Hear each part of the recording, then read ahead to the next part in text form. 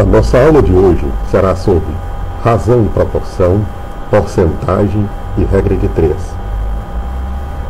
Dentro do nosso curso de matemática, a razão é uma forma de se realizar a comparação de duas grandezas.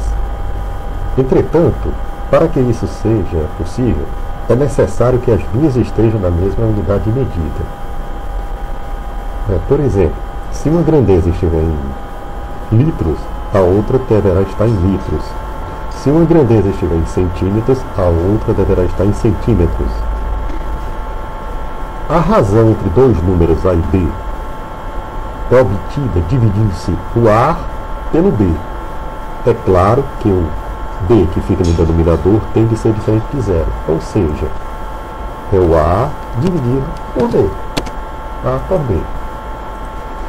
Por exemplo, 64,32 é um exemplo de razão cujo valor é 2, ou seja, quando eu dividir 64 por 32, eu obtenho o número 2. Ou seja, a razão de 64 para 32 é igual a 2.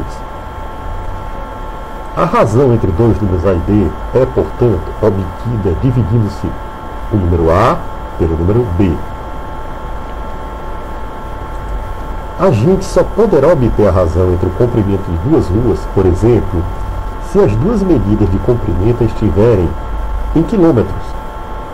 Mas não poderemos obtê-la caso as duas medidas estejam, por exemplo, uma em metros e a outra em quilômetros, porque elas não estão nas mesmas unidades de medida.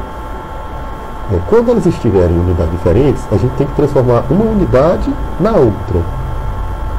Perfeito? Por exemplo, caso uma esteja em metro e a outra em quilômetro, o A em metro e o B em quilômetro, a gente pode transformar o metro para quilômetro, ficaria quilômetro por quilômetro.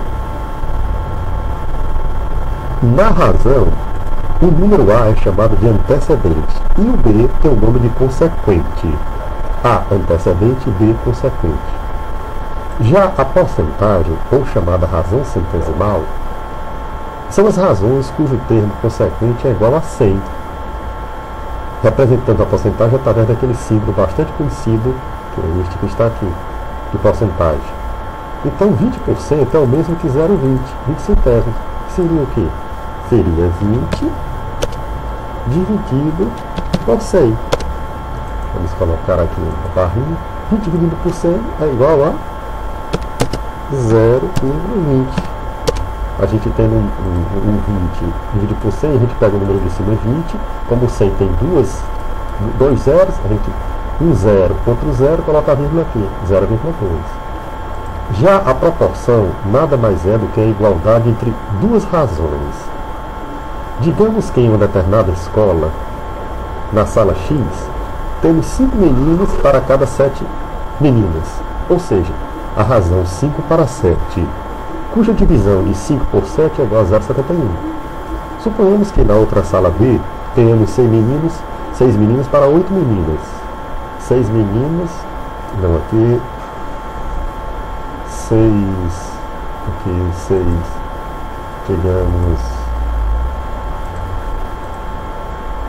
5 por 7, então eu tenho